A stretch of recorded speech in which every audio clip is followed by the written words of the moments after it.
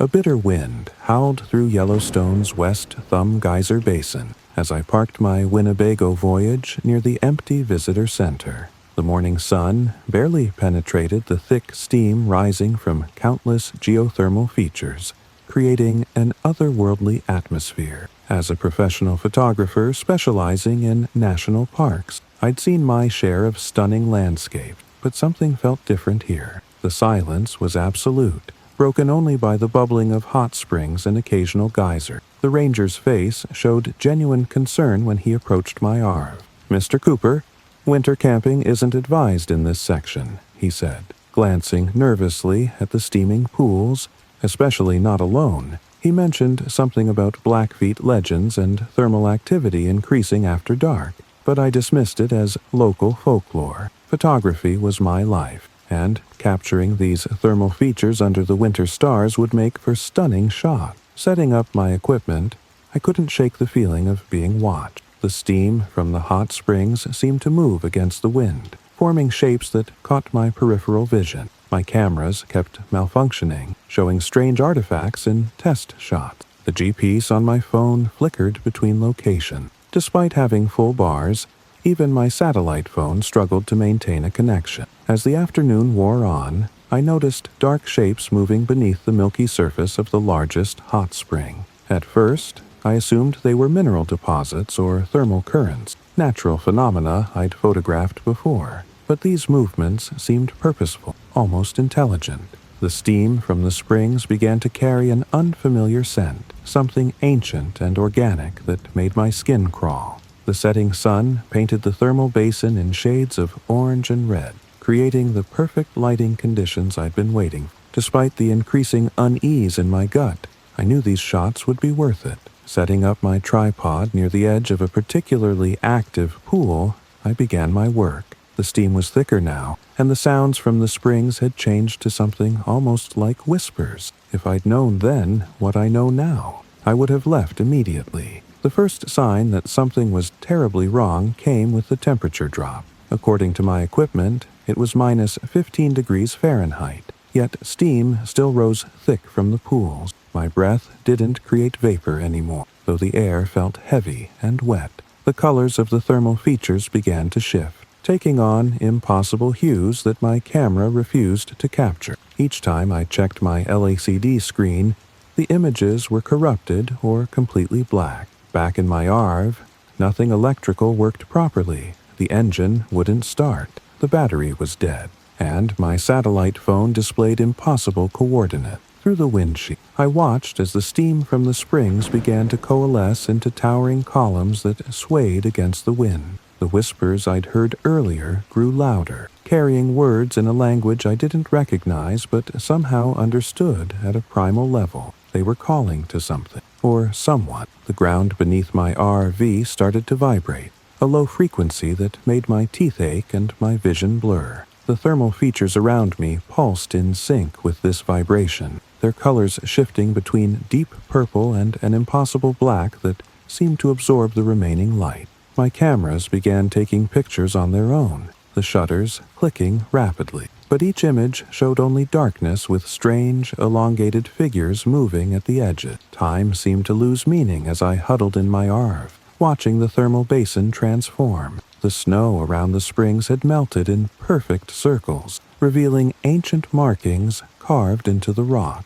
They seemed to glow with a pale, sickly light that grew stronger as true darkness fell. The whispers had become a chant now, rising from the depths of every pool and fissure in the earth. I tried to convince myself this was all a hallucination, perhaps from toxic gases or extreme fatigue. But as I watched, dark figures began to emerge from the largest pool, their forms constantly shifting between solid and vapor. They moved with purpose, circling my RV, leaving trails of steam that glowed with that same sickly light. The marking on the ground pulsed in response to their movement, creating a pattern I couldn't look at directly without feeling nauseated. The entities surrounding my RV defied physical description. They seemed to be made of the same steam that rose from the springs, but darker, more substantial. Their forms shifted constantly, sometimes appearing humanoid, other times stretching into impossible geometries that hurt to look at. The temperature inside my ARV plummeted, frost forming on every surface despite the heater running at full blast. The air itself felt thick, as if reality was becoming less solid. Through my frosted windows, I watched in horror as more figures emerged from the pools. Each one brought with it that otherworldly glow, turning the basin into a nightmare landscape of shifting shadows and pulsing light. The ancient markings on the ground had begun to move, rearranging themselves into new patterns that seemed to draw the entities closer to my vehicle. The vibration in the ground had become a physical force, making my nose bleed and my vision swim. My cameras continued their frantic clicking, but now they captured images that shouldn't be possible. When I checked the LCD screens, I saw glimpses of what looked like an ancient city beneath the thermal basin, its architecture alien and wrong. The entities seemed to be reaching toward these images, their forms becoming more solid as they touched the screens. The whispers had become a chorus that made my head spin with half-formed memories of places I'd never been. The markings on the ground had completely encircled my RV, creating a boundary that the entities couldn't seem to cross yet. But with each passing moment, they pressed closer, their forms becoming more defined. The air was thick with steam now, and breathing became difficult. Each breath tasted of sulfur and something else, something ancient that spoke of depths where nothing should live. My mind struggled to process what I was seeing, trying to force it into familiar patterns and failing. In my peripheral vision, I caught glimpses of massive shapes moving beneath the surface of the largest pool. The entities outside seemed to be responding to these movements, their forms becoming more agitated. The ground's vibration changed frequency, and I watched in terror as the ancient markings began to glow brighter, pulsing in rhythm with whatever was stirring in the depth. The entities pressed closer, their forms now almost solid enough to touch. As midnight approached, the true horror of my situation became clear. The entities weren't simply emerging from the pools, they were servants, heralds of something far worse that dwelled in the depths through the windows of my RV. I watched as the surface of the largest pool began to bulge upward, defying physics. The steam had taken on a greenish tinge, and the whispers had become a single, unified voice that seemed to speak directly into my mind. My cameras captured one final image before their batteries drained completely, showing something vast and ancient rising from the pool. The photograph revealed geometries that shouldn't exist, architecture that predated humanity by eon. The entities outside my RV prostrated themselves before this emergence, their forms becoming more solid as they touched the ground. The ancient markings pulsed with increasing intensity, forming patterns that burned into my vision. The thing that rose from the pool was beyond description, its form constantly shifting between states of matter. It brought with it knowledge, terrible, unwanted knowledge about what really lay beneath Yellowstone's thermal features. The Native Americans hadn't been sharing legends. They had been warning us. These beings had been here long before us, sleeping in the Earth's heat, waiting for the right moment to reclaim what was theirs. Time seemed to fold in on itself as the entity's presence grew stronger. In flashes of insight that felt like lightning strikes to my brain, I understood the true purpose of the thermal feature, the real reason for the park's establishment. The government hadn't preserved this land for its natural beauty. They had been containing something. The tribes had been the guardian, and I had ignored their warning. The marking's glow had reached a blinding intensity, and the entities began a strange, fluid dance around my arm. Through my windshield, I could see the massive form continuing to rise from the pool, its presence distorting reality itself. The air crackled with energy, and I felt my consciousness beginning to fragment under the weight of revelations no human was meant to comprehend. My only hope for survival lay in the coming dawn. If I could last that long. Dawn approached with agonizing slowness. The entities had maintained their circle around my arm, their forms now fully solid in the green-tinged darkness. The massive presence from the pool had reached its full height, towering over the thermal basin like a mountain of shifting matter. The air itself felt alive, charged with an energy that made my skin crawl and my thoughts scatter. Every breath brought with it visions of ancient cities and civilizations that had never existed in any human history. The first ray of sunlight brought an inhuman screech from the assembled entity as the light touched them. Their forms began to lose cohesion, streaming back toward the thermal pools like smoke in a wind. The massive presence started to sink back into the depths, but not before turning its attention directly to me. In that moment, my mind was filled with images and knowledge that would haunt me forever. I understood why the tribes had protected this place, why they had tried to warn others away. As the sun rose higher, the markings on the ground faded, and the entities disappeared completely back into the pool. The steam returned to its normal color, and the whispers faded to nothing. My RV's systems came back online, and my cameras began working again. Though every image from the night had been erased, only the final photo remained, showing something that defied explanation, a reminder that what I experienced was horrifyingly real. I'm sharing this warning now because I have to, because others need to know the truth about what lies beneath Yellowstone's thermal feature. The ancient beings that dwell there are waiting, watching, gradually growing stronger with each passing year. The Native Americans understood this. They had been keeping these entities contained for centuries, but our presence, our technology, our ignorance of their warning, it's all weakening the barrier. This is my final warning. Stay away from Yellowstone's thermal basins after dark. Don't ignore the ranger's warnings like I did. What dwells beneath those pools is far older and more terrible than anything we can comprehend. The thermal features aren't just natural wonders, they're doorways, and what lies beyond them is waking up. If you value your sanity, your very understanding of reality, never make the mistake I did. Some places should remain untouched, some doors should stay closed, and some beings should be left to sleep in their ancient depth.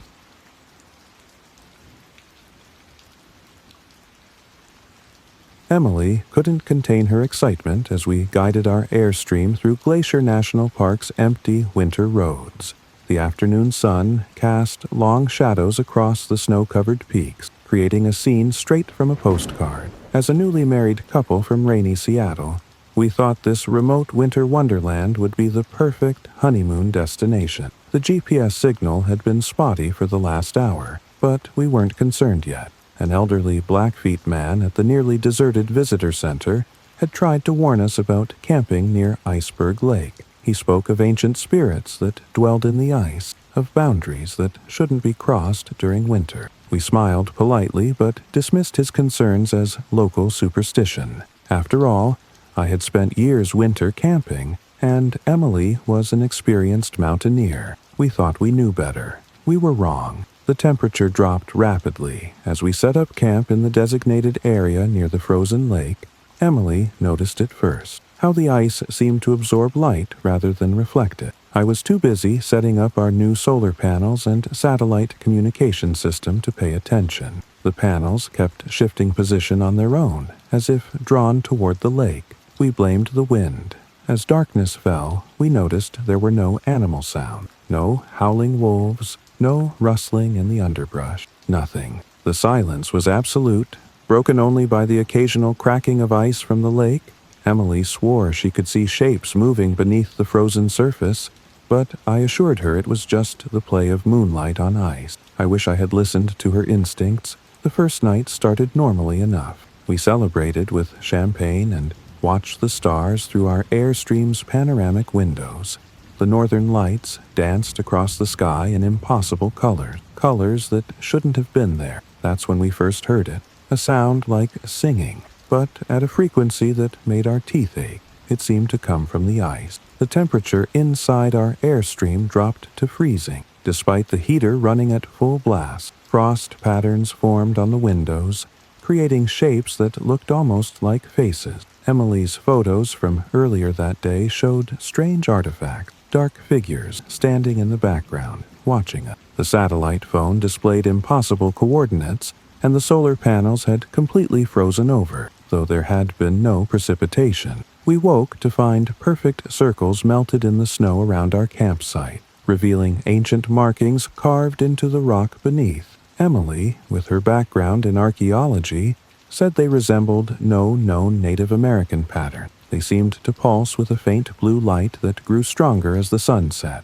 The ice on the lake had become eerily transparent, revealing depths that shouldn't have been possible. The singing started again as darkness fell, but this time we could see its source. Shapes moved beneath the ice, their forms constantly shifting between human and something else. They seemed to be rising slowly toward the surface, leaving trails of luminescent blue in their wake. The temperature dropped even further, and our breath froze instantly in the air. Emily's phone kept taking pictures on its own, each image darker than the last. The Blackfeet elder's warnings made terrible sense now. He had tried to tell us about the ancient things that lived in these waters, that had been here long before the glaciers formed. The tribes hadn't been superstitious. They had been protecting us. The markings around our campsite weren't decorative. They were containment symbols, and we had parked right in the middle of them. Our Airstream's metal walls began to vibrate in harmony with the singing, creating a resonance that made us nauseous. Through the windows, we watched as the ice of the lake began to buckle upward,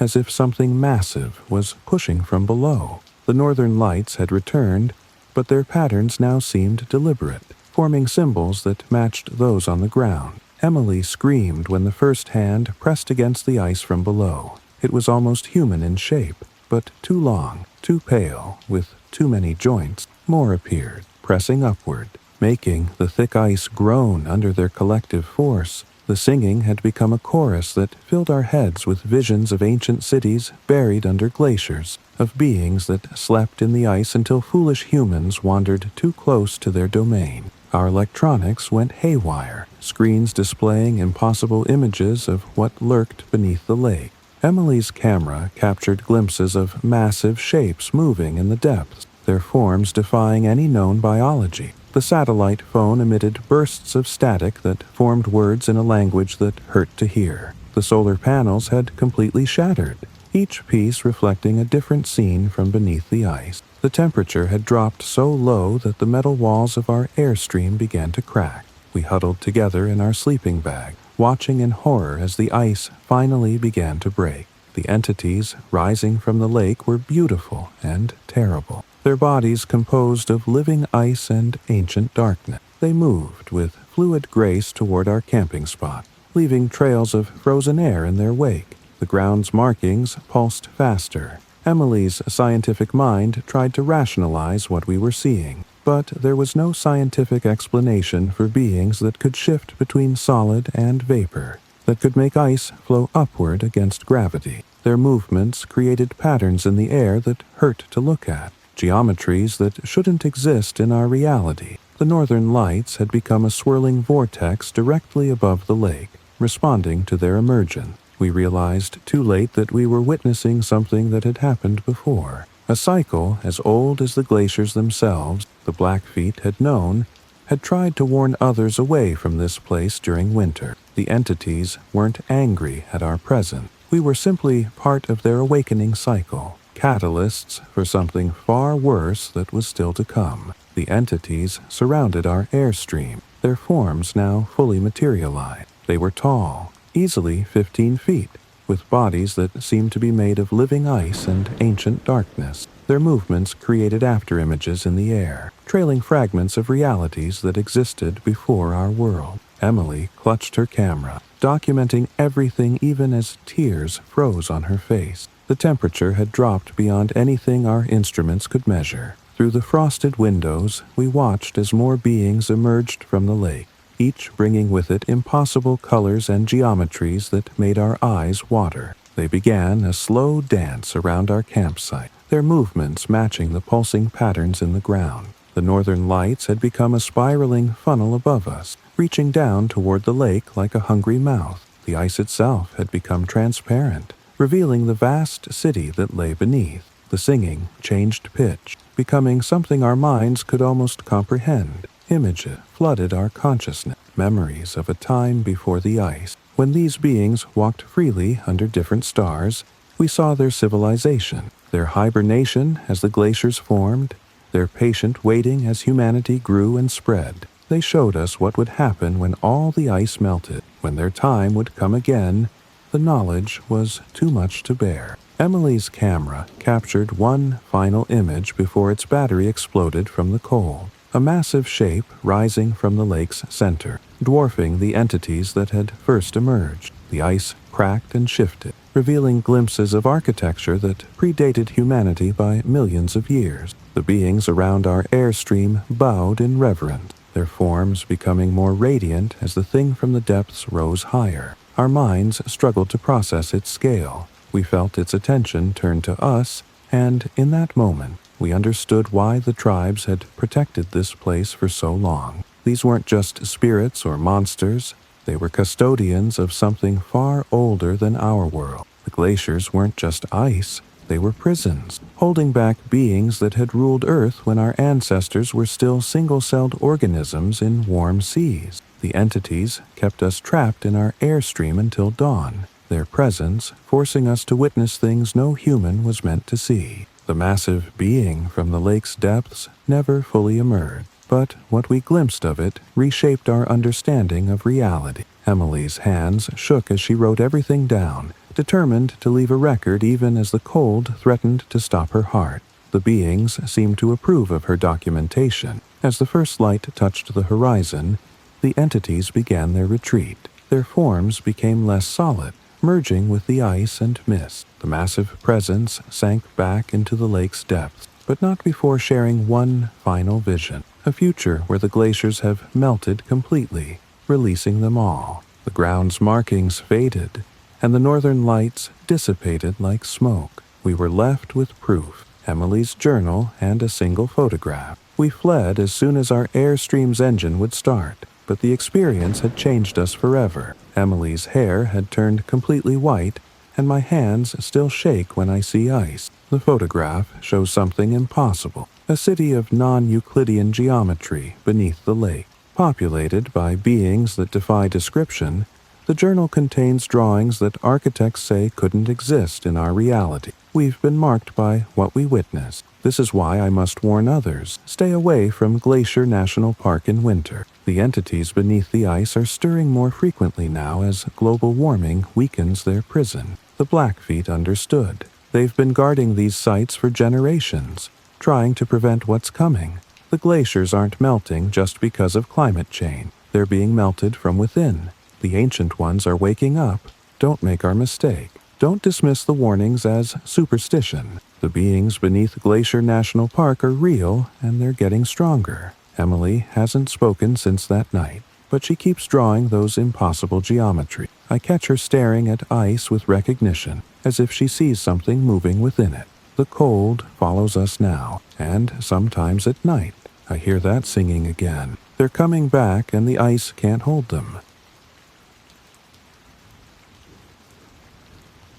The fog clung to our Winnebago like a living thing as we navigated the narrow roads of Lost Man Creek.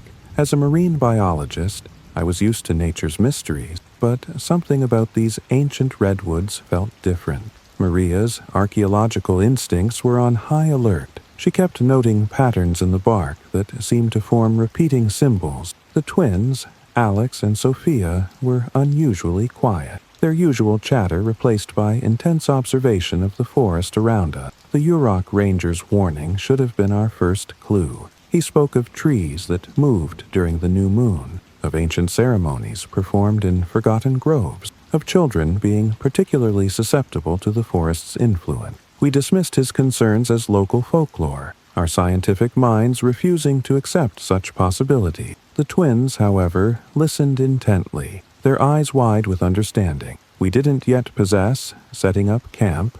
We noticed the first anomalies. Our GPS showed us moving, though we were stationary. Compass needles spun randomly. The twins started drawing identical symbols they claimed to see in the bark, symbols Maria recognized from prehistoric cave paintings she'd studied. The coincidence should have alarmed us more than it did. We were too rational for our own good.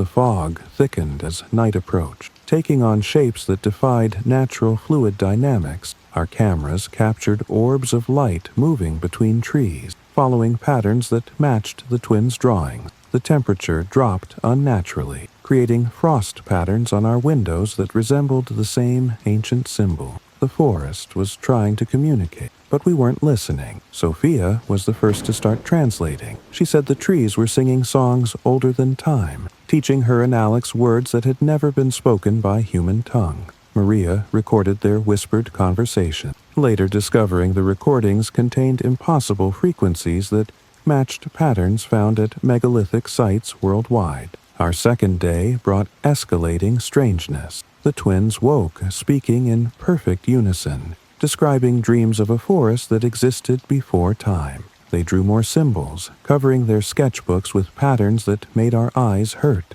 Maria's archaeological training recognized elements from various ancient cultures, but combined in ways that shouldn't be possible.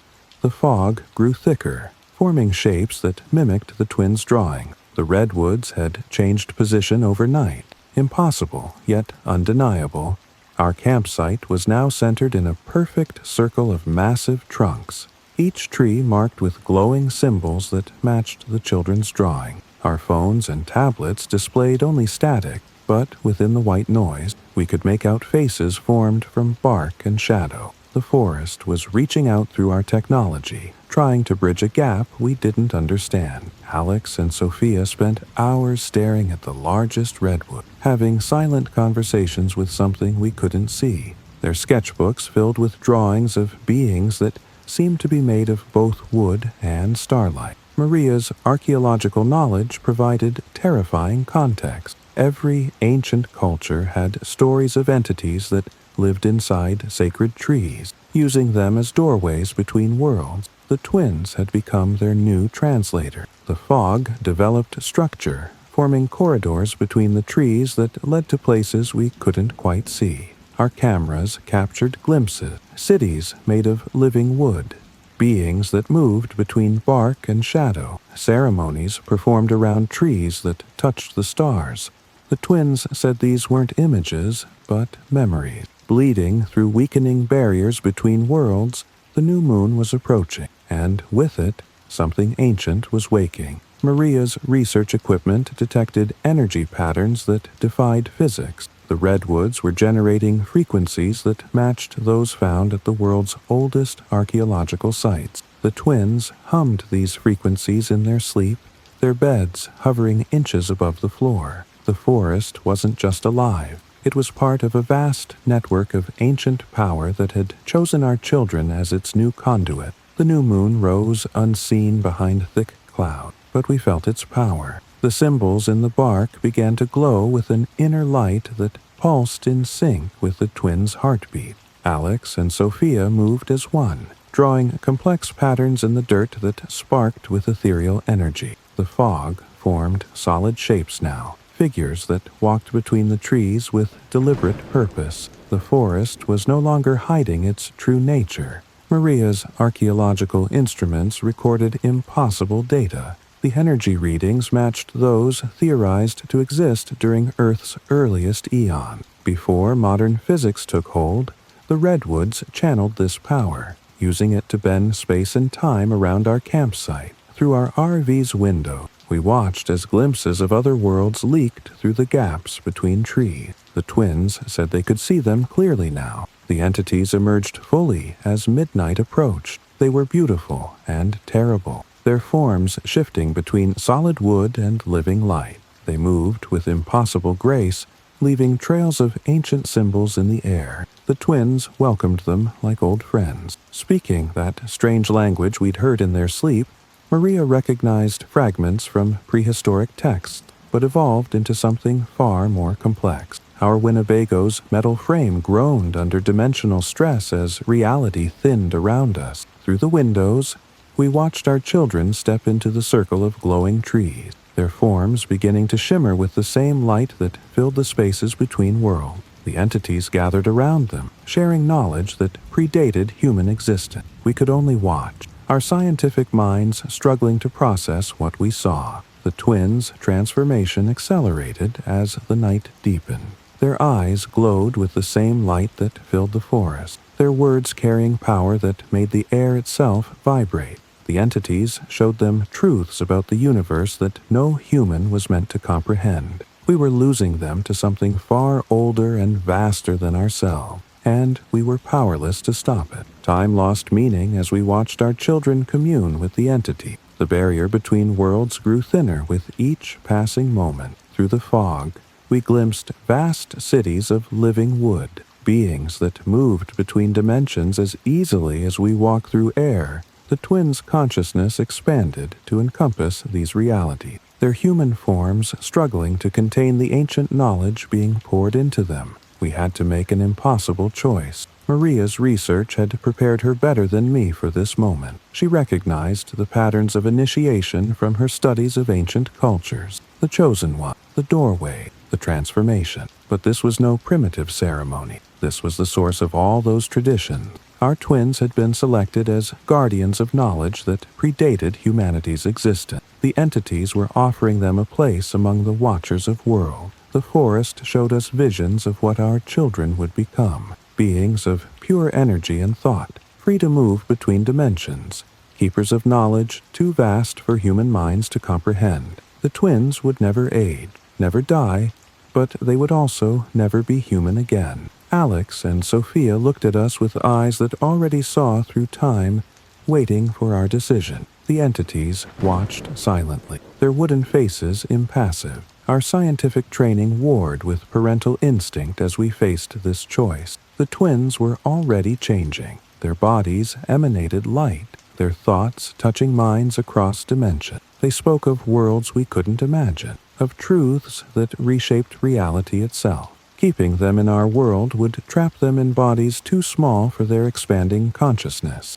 Letting them go would mean losing them forever. The entities offered us understanding through vision, the true nature of reality, the role of the ancient forests, the guardians who watched between worlds. We saw how humanity had forgotten these truths, how the redwoods maintained bridges between dimensions, how our children had been chosen to help maintain these cosmic connections. Our decision would affect more than just our family. Dawn approached with agonizing slowness. We had made our choice in the deepest part of night. We couldn't let our children go. Not completely. The entities accepted our decision with ancient grace, offering a compromise. The twins would remain human, but they would also be something more. They would live between worlds, able to see and speak with the guardians while maintaining their place in our reality. The price was our normal life. The fog retreated with the night, but reality never quite solidified again. The twins exist in both worlds now, their eyes seeing things we can only glimpse. They speak languages that make the air shimmer and draw symbols that glow in the dark.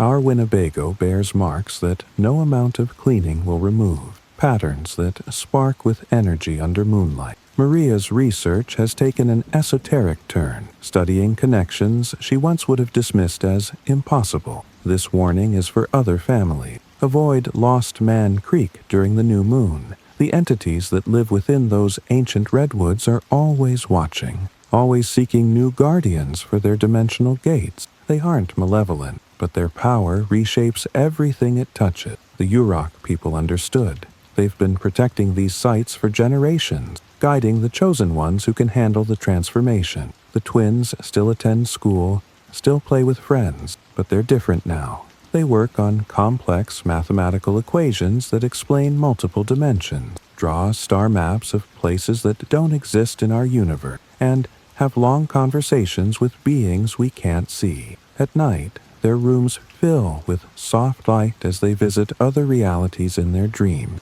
We're learning to live with our new reality. I write this from our home in Seattle, where the fog sometimes takes familiar shapes. The twins say the entities can reach them anywhere now, using any forest as a doorway. Maria documents everything, building a record of truths too vast for most humans to comprehend. As for me, I've learned that science barely scratches the surface of reality. The real truth lives in spaces between trees, waiting to be found.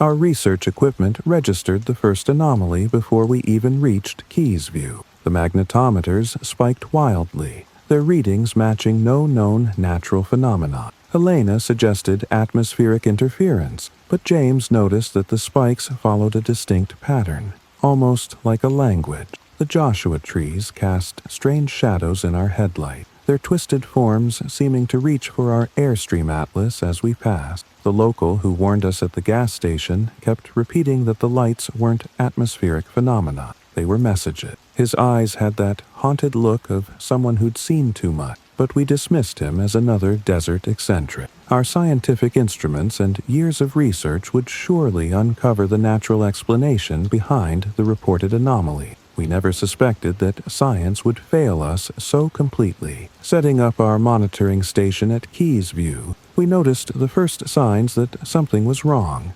Our calibrated instruments showed impossible reading, quantum fluctuations that shouldn't exist in nature. The desert air carried an electric charge that made our skin tingle, and our equipment malfunction in specific repeating patterns. The Joshua trees around our camp seemed to lean inward, forming an unnatural circle. The sun set with unusual speed, plunging the desert into darkness that our lights couldn't fully penetrate. The stars above seemed wrong somehow, constellations that James couldn't recognize. Despite his decades of astronomical expertise, our satellite phone displayed coordinates that kept changing, showing locations that didn't exist on any map.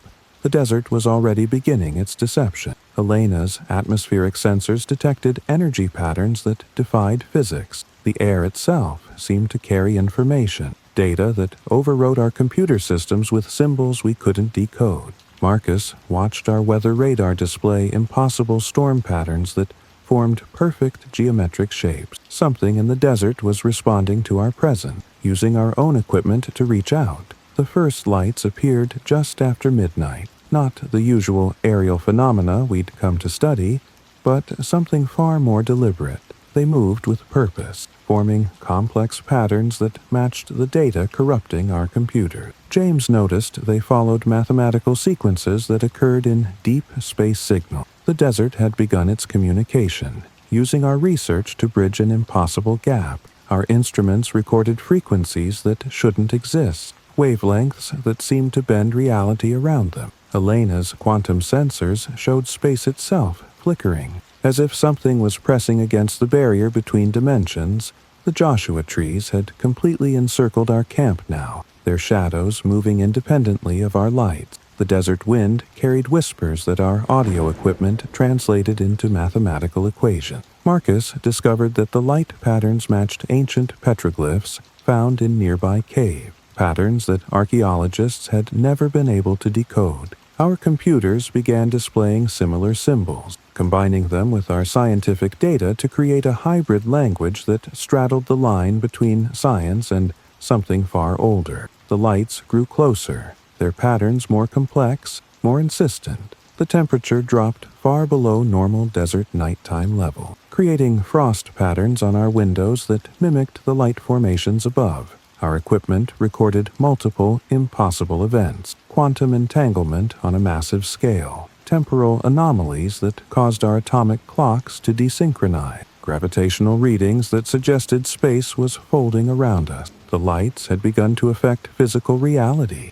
Elena theorized that we weren't observing natural phenomena. We were being observed by them. The lights responded to her realization, forming patterns that directly mimicked our brainwave pattern. They were learning, adapting, using our scientific understanding to build a bridge between their reality and ours. Our research had given them the tools they needed to reach across the void. James made the breakthrough just before dawn. The light patterns weren't random. They were a complex form of communication using quantum states as a language. Our instruments had been translating fragments, but we'd missed the full message. The entities in the lights were trying to share knowledge that would fundamentally change our understanding of reality. We had no choice but to listen. The desert itself seemed to resonate with their message. The Joshua trees swayed without wind, their ancient forms conducting energy that our instruments registered as both particle and wave, matter and information.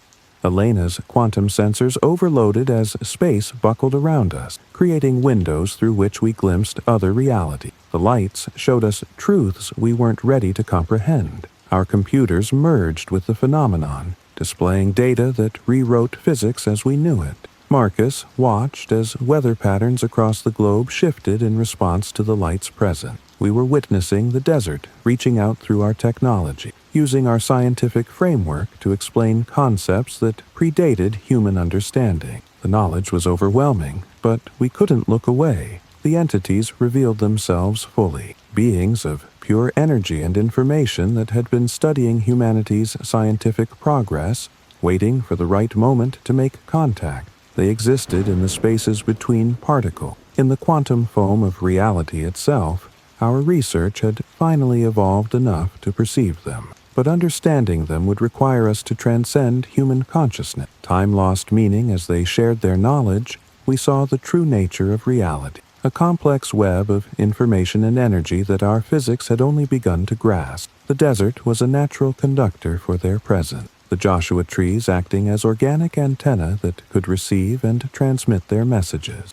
Our minds struggled to process what they were showing us. The entities offered us a choice as false dawn approached. We could become like them, beings of pure information, free from physical constraints, able to perceive and manipulate reality at its most fundamental level. Our consciousness would expand beyond human limits, but we would lose our connection to the physical world. The desert would become our new home, our bodies transformed into pure energy. Elena was the first to understand the full implication. The lights weren't just communicating, they were recruiting throughout history. They had chosen scientists who came close to understanding their true nature. The missing researchers, the unexplained phenomena, the legends of desert lights, all were part of their gradual revelation. We were their latest candidate. Our instruments recorded our transformation as it began. Our bodies became less solid, our consciousness expanding to encompass quantum states. We could see the mathematical patterns that underpinned reality,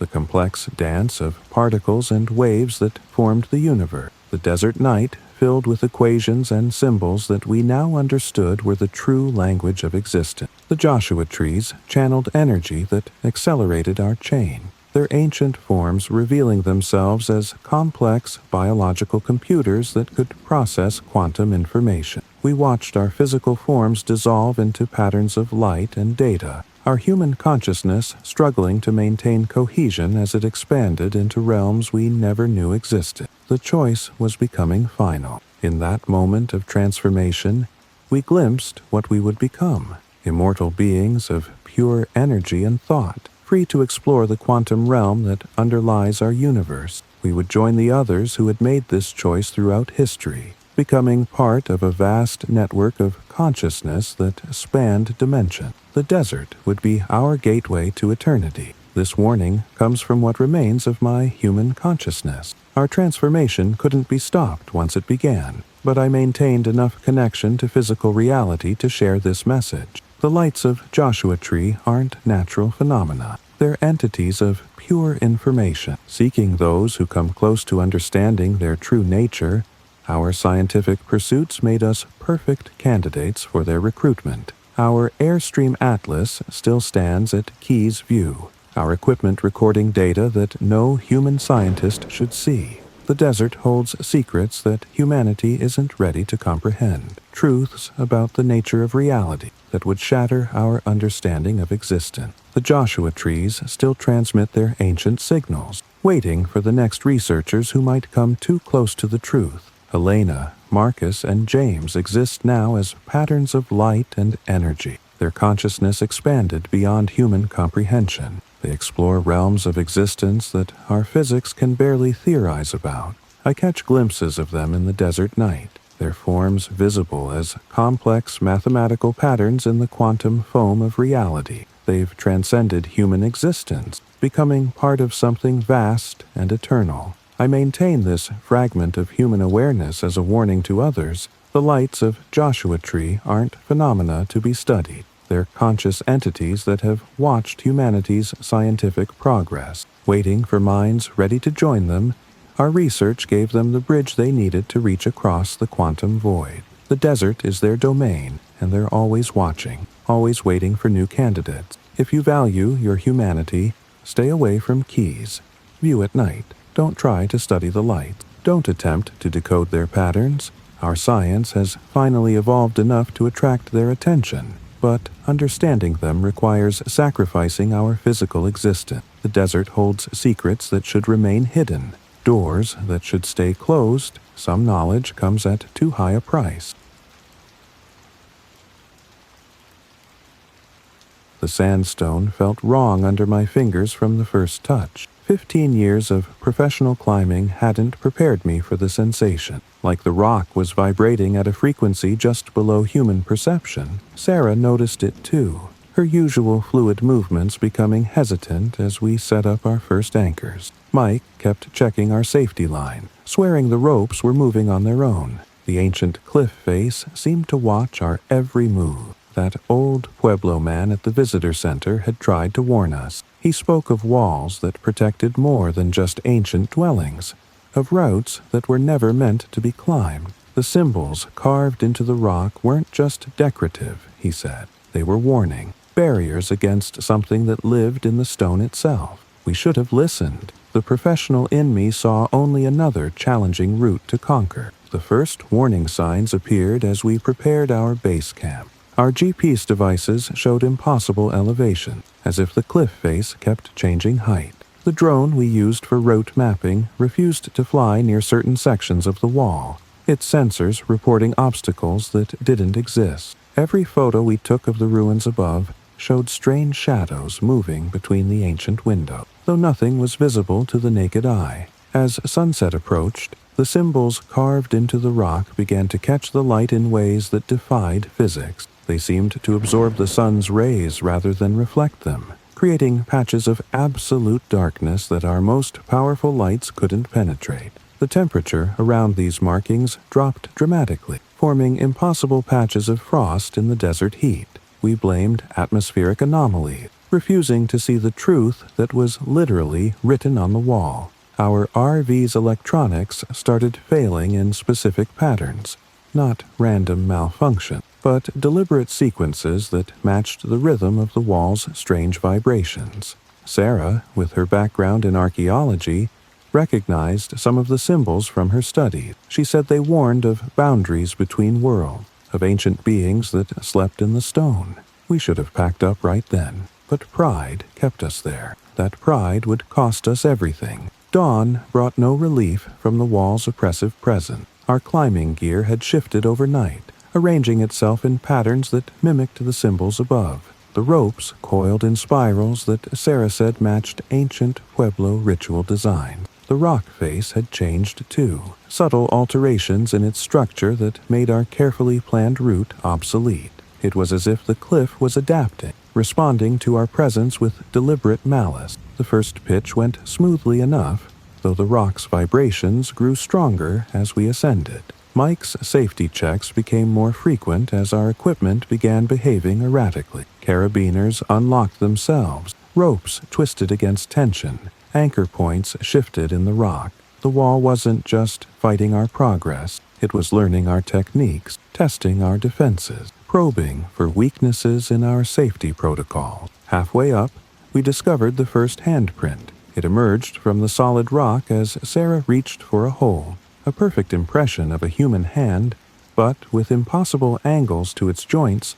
More appeared as we watched, pushing out from the stone like something was trying to break through from the other side. The rock face was no longer just a climbing challenge. It was becoming a membrane between our world and something else. The ruins above us had changed position since our last survey. Windows that had been sealed for centuries now gaped open, revealing depths that shouldn't have existed in the cliff face. Our helmet cameras captured glimpses of movement in those openings, shapes that moved with fluid grace through solid stone. The ancient Pueblo wasn't just a dwelling, it was a prison, and we were disturbing its guard. Sarah's archaeological knowledge became our only reference point as reality continued to shift around us. She recognized patterns in the wall's transformation, changes that corresponded to ancient rituals designed to contain malevolent entities. The Pueblo builders hadn't abandoned their homes, they had sealed them, trapping something inside the rock itself.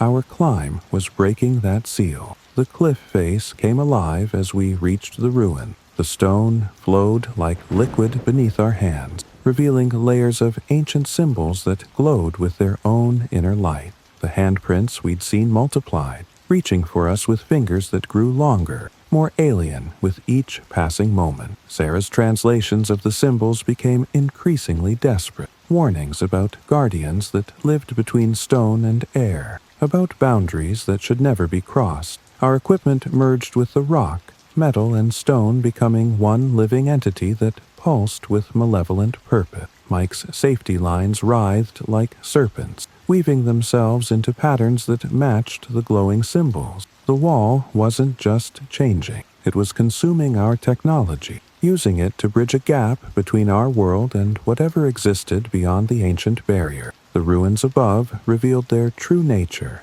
as the sun reached its zenith. The seemingly random arrangement of buildings formed a vast pattern visible only from our current height, a lock designed to keep something contained within the cliff itself.